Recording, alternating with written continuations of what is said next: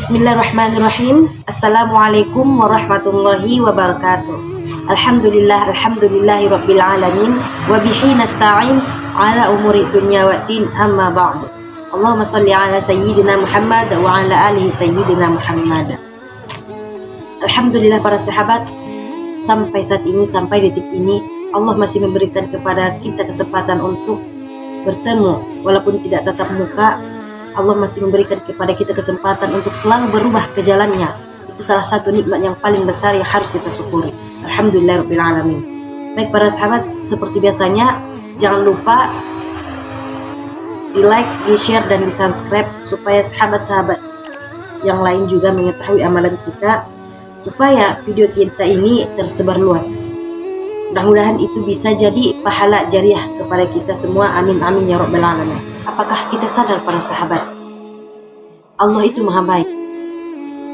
Allah itu sangat baik, sangat baik. Walaupun terkadang kita sebagai hambanya, ketika Allah memanggil, kita tidak mendengarnya, pura-pura tidak tahu. Hayya ala sholah, ada yang main HP, ada yang tertawa-tertawa pas azan, ada yang masih bekerja, ada yang tidak mau mendengar panggilan Allah, ada yang tidak mau sholat. Tapi Allah masih baik kepada kita sahabat. Nah itulah dinamakan Allah itu maha baik. Karena memang sesungguhnya di dunia ini tidak ada yang setia kepadamu kecuali Allah subhanahu wa ta'ala. Seluruh manusia membencimu, menghinamu, menzolimimu. Ingat, Allah selalu ada. Sejahat apapun kita, sehina apapun kita, Allah tetap menerima kita sebagai hambanya. Tidak akan pernah, wahai hambaku, kamu tidak termasuk hambaku lagi. Tidak. Allah tidak pernah mengatakan seperti itu. Tapi kalau manusia, ketika kita membuat kesalahan sedikit saja, sudah dibuang. Betul? Pasti betul. Tapi Allah beda. Ketika kita tidak ada yang menyukainya, tidak ada yang berteman kepada kita, Allah selalu ada. Itu Allah maha baik. Yang setia terhadapmu itu cuma Allah. Bahkan ketika kita mempunyai masalah, sebelum kita sholat, sebelum kita meminta kepada Allah petunjuk, Allah sudah bertanya, apa permasalahanmu hambaku? Apa yang ingin kamu keluhkan? Allah sendiri yang bertanya kepada kita, padahal kita sudah jahat, sudah tidak memperdulikannya ketika dia memanggil kita. Kalau tidak percaya, buka Al-Quran surah kedua, surah Al-Baqarah ayat 45-46. Kan para sahabat, hei hambaku, wasta'inu bis sabri was shalah. Hei hambaku, apa yang kamu keluhkan? Apa permasalahanmu? Minta kepadaku, mintakan kepadaku, karena memang sesungguhnya siapa yang memberi cobaan itu, ke situ kita mengadu. Yang memberi cobaan kepada kita seberat apapun itu cuma Allah, bukan orang lain, cuma Allah. Seberat apapun masalah kita itu, satu pengaduan kita para sahabat, Allah. Allah tempat kita mengadu. Kembangkan sejadahmu, sholat. Apa perkeluhanmu, apa yang sakit dalam dirimu, disitulah, disujudmulah, mengadu kepada Allah. Baik itu ujian dari segi apapun, dari segi ekonomi, keluarga, sosial, ataupun di sekolah, solusinya itu cuma ke Allah. Karena yang memberikan ujian itu cuma Allah. Dengan syarat jangan kita mengeluh. Kita terima dulu ujian itu, apa ujian seberat apapun itu, kita terima dulu. Jangan mengeluh. Jangan katakan seperti ini, kenapa harus aku ya Allah? Kenapa aku? Kenapa tidak orang lain? Berarti hanya kamu yang mampu para sahabat, bukan orang lain. Berarti Allah percaya terhadapmu. Seberat apapun ujian itu, jangan mengeluh kepada Allah. Siapa yang memberi ujian, di situ kita mengadu. Sama layaknya para sahabat di sekolah, ketika kita ingin menaik ke kelas yang paling tinggi, yang tertinggi, kelas 1, kelas 2, kelas 3, pasti menemui ujian, yang namanya ujian. Pasti di setiap sekolah pasti ada. Guru itu juga memberikan ujian terhadap kita, baik itu yang berat, baik itu yang mudah. Nah di situ tugas kita untuk melewatinya. Bisakah kita melewatinya? Apabila kita bisa melewatinya, naik ke kelas yang paling tinggi. Begitu juga dengan Allah, tidak ada bedanya. Bahkan lebih mulia Allah memberikan ujian itu terhadap kita, berarti Allah percaya. Wahai hambaku, jika kamu mampu melewati ujianku, akan kunaikkan tempat dudukmu di kelas yang paling tertinggi. Itu para sahabat.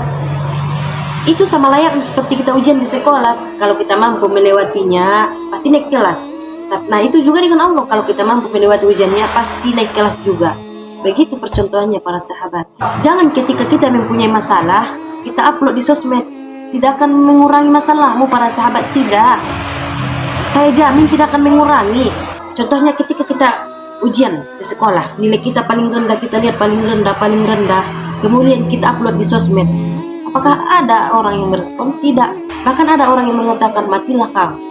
Orang berbangga diri karena kamu nilainya rendah. Orang jadi senang, sainganmu jadi senang. Tidak ada orang yang membantu, tidak akan menyelesaikan masalahmu. Tapi apa yang kamu perbuat, apa yang harus kita lakukan? Temui guru kita itu, tanyakan, Pak, Bu, kenapa nilai saya seperti ini? Apa permasalahannya? Tolong jelaskan Bapak Ibu, biar saya bisa mengubahnya. Pasti guru kita mengatakan, oh kamu kurang rajin, kamu kurang akhlak, kamu gini. Pasti katakan semua. Begitu juga dengan Allah. Siapa yang memberikan ujian, kesitulah kamu mengadu, kesitulah kamu meminta petunjuk. Misalkan Allah memberikan ujian kepada kita, Allah menurunkan rezeki kita, membuat kita di bawah. Misalkan kita bangkrut, jangan upload di sosmed, bahkan orang akan tambah senang. Tidak semua orang itu, tidak semua sahabat-sahabat itu mendukung kita para sahabat. Itu dibilang hanya Allah yang pasti akan mendukungmu sampai kapanpun. Jangan upload di sosmed. Jika kamu bangkrut, kamu diuji, maka kembangkan sejadahmu. Mengadulah kepada orang yang menguji kamu. Itu yang baik. Jangan ketika kita diuji, kita mengeluh. Kita upload di story. Ya Allah, kenapa seberat ini? Kenapa harus saya untuk menerima ujian ini? Saya tidak tahan, ya Allah, saya tidak bisa melewatinya. Cabut saja nyawa saya, ya Allah, saya tidak ingin hidup lagi di dunia ini. La yukallifullahu nafsan illa wus'aha. Allah tidak akan menguji hambanya di luar batas kemampuannya. Mustahil Allah menguji hambanya di luar batas kemampuan hambanya. Percayalah para sahabat.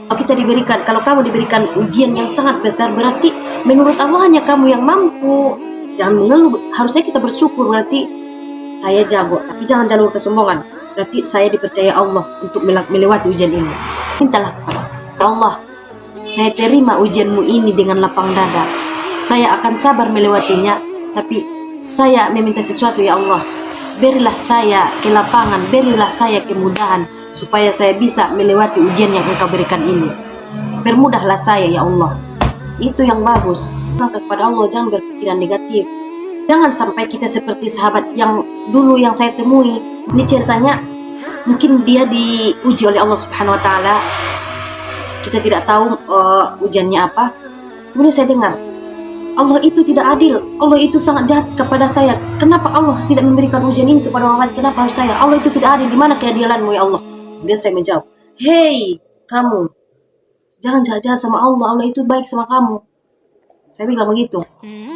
Hei saudara, jangan jahat-jahat sama Allah, Allah itu baik sama kamu. Kamu bisa makan karena siapa? Karena Allah. Kamu bisa sampai ke sini jalan kaki karena siapa? Karena Allah.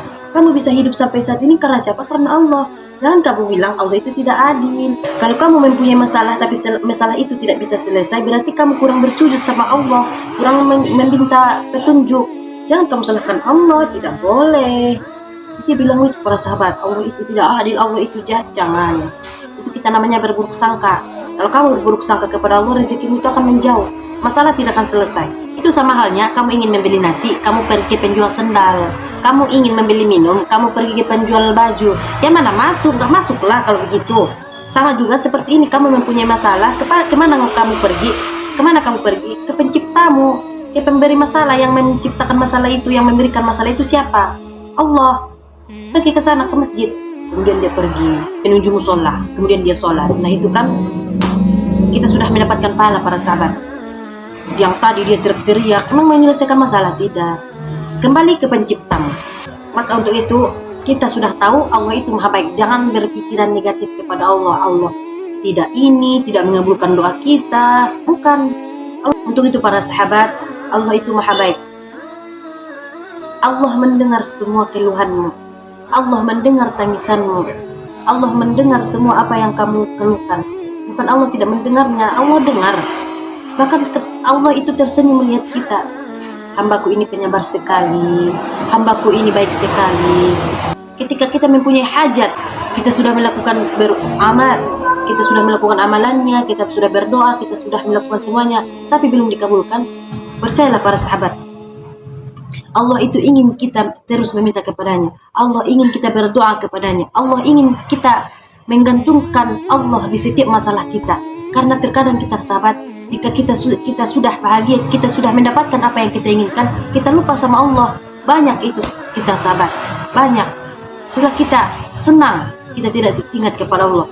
Di waktu kita sedih, kita mempunyai masalah, baru ingat Allah. Allah itu hanya pengen kamu selalu berdoa kepada Allah, maka sabar. Allah mempunyai rencana yang kita tidak tahu, walaupun itu lama dikabulkan. Itu para sahabat. Mungkin sampai di sini pembahasan kita. Intinya Allah itu maha baik. Allah sangat baik. Jangan kita salah paham, salah penilaian kepada Allah, jangan. Allah maha baik. Teruslah menggantungkan Allah dalam setiap masalah kita.